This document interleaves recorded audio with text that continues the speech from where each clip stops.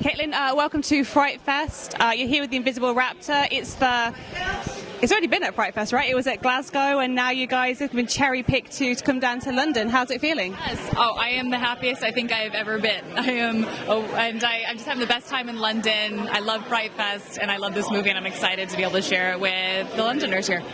And for those that haven't heard about the film, how have you been explaining this to people?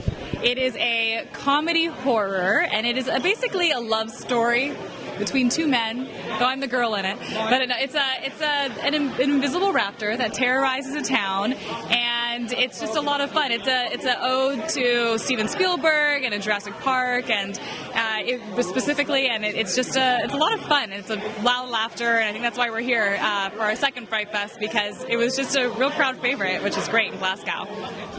And obviously, an invisible creature is a great way to save budget. But how is that then for you guys as cast to act against nothing? That was actually exactly what it was. It's to save money on visual effects. But there are some really great visual effects in it too. We had a blast pretending to hang out with the dinosaur. It was very real, actually. The invisible dinosaur was probably the hardest person to work with, but not because you couldn't see him. He's kind of an asshole. It's always the way, isn't it? There's always one diva on set, and I guess there's be one diva, and he was the diva. And obviously, now that it's here in London, what do you know what the Glasgow crowd, what they experience with this film? What are you hoping from London? I hope it'll be more of the same. I hope it's a room full of love and laughter, and that nobody kicks us in the butt on the way out. And these sorts of films, there's always some sort of door open for a sequel. Would you be open to stepping back on set with that raptor? So I came out of retirement for this film, and it was only because I loved the script so much. I read it, and I was never planning on getting in front of a camera again. And I was like, I have to do it for this movie. I loved it so much. And then working with these guys, I would come back for another one, and another one, and another one, but only for them probably, because they're just such great guys to work with. Well, I'm going to let you go and enjoy your time in London and enjoy the screening. Thank you. So David, welcome to Fright Fest. You're here with the Invisible Raptor, the only film this year to play two Fright Fests. How does it feel? Oh, it's so cool. It's so cool. Yeah, we're so excited to be invited back. We were here, I think it was March in Glasgow, and it was just such an amazing experience. The people in Glasgow, and then here, everyone's just so welcoming. It's just this amazing group of artists making these cool, fun films, and we're honored to be here. It's just really cool, and it's cool to see what our little movie, our crew and our cast and our writers and everyone just put so much hard work into this. So it's really neat to see it now. People get to see it now. It's fantastic. And it's a film that's a lot of fun to watch. I'm guessing it was equally as fun to make. Oh my God, we had so much fun making this movie. There were times where, we couldn't stop laughing, and the director would have to say, cut it, and start over. But it's part of it. It was so much fun and so goofy, but also, it's scary, and it's, in the end you cheer. I mean, it's a ride. It's a crazy, crazy ride. Really fun. And as an actor, it must be quite nice to kind of get back to basics and just be playing pretend. There's no green screen or anything. You guys are literally acting against an invisible raptor. It's the best. It's absolutely the best for an actor. It's like we're kind of going back to being kids again. We're playing these imaginary games. It's like we see this invisible raptor. We have to. We really didn't have any green screen. We kind of did all this. We did have great. The FX in this film are incredible, insane. Just visually, it's a beautiful film. But yeah, we just, it was awesome. And also, it's got the merchandise of the festival, right? We do. Should I say something about the merchandise? So we have an action figure. It's the Invisible Raptor action figure. It's beautiful packaging.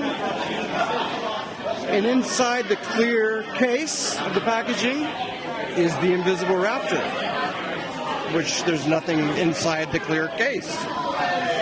Honestly, It's the top of my Christmas wish list, you know. What's that? Top of my Christmas list. Yes, okay, we'll get you one. I'm going to let you go and enjoy your screening. Thank you so much. So, Mike, welcome to Fright Fest. You know, you're here with The Invisible Raptor, a film which was so good at Glasgow that they brought it to London. How are you feeling? God, I love that. That is amazing. I couldn't be more honored to be in sort of encore or reselection for this. And to play in the Odeon Lux Theater, where they, my favorite films have premiered, is probably one of the coolest things for people like us who have a film about an invisible dinosaur. And I'm right saying that you co-wrote this as well, correct? I did, yeah. I wrote the film with my writing partner, Johnny. Yeah, Johnny Wickham. And so I have to ask, at what age did you see Jurassic Park, and how early on did you know that you were going to make a dinosaur film? Gosh, good question. So Jurassic Park came out in, 94? So I must have been, 15, I believe, and somewhere in there, 14, 15, maybe younger, I don't know. Jurassic Park really had a big effect on me. I was as blown away as everyone else who saw it for the first time, especially with the visual effects. I did not think I would do a dinosaur film, mostly because when you're starting out, you're kind of thinking smaller. And when you think of Jurassic Park, you're thinking the big visual effects and all that thing. But that is what gave birth to this film, because when I had written it and came up with the idea, I pitched it as a dinosaur creature feature with absolutely no creatures, so we didn't have to spend any money on those expensive visual effects. So yeah, it came later, but I'm glad it did, because we had a lot of fun creating an invisible dinosaur.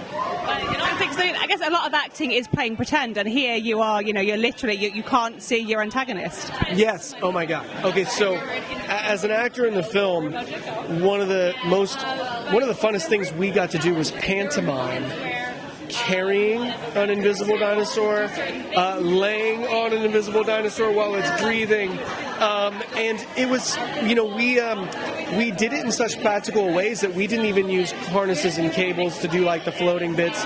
We really wanted to find creative ways to interact with the dinosaur without anything. There was no hanging tennis balls or anything. We were just acting with nothing.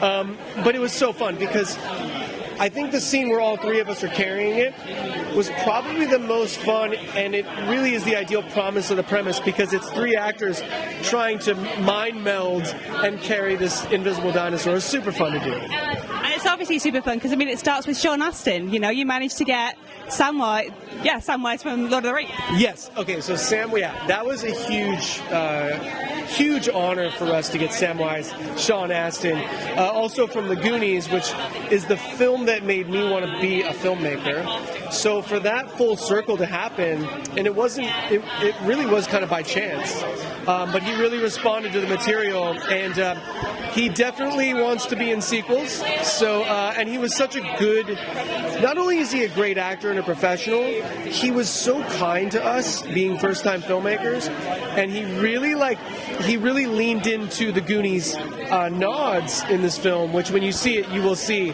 that he does two big ones that Goonies fans will really love.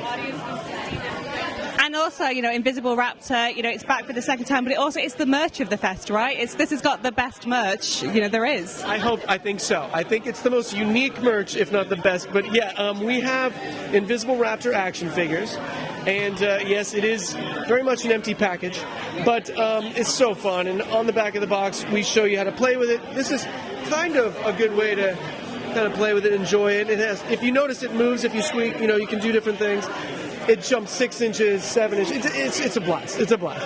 Honestly, I've never coveted something so much. I'm going to let you go and enjoy your festival. Thank you so much. Thank you so much, Kat. Appreciate it. Thank you.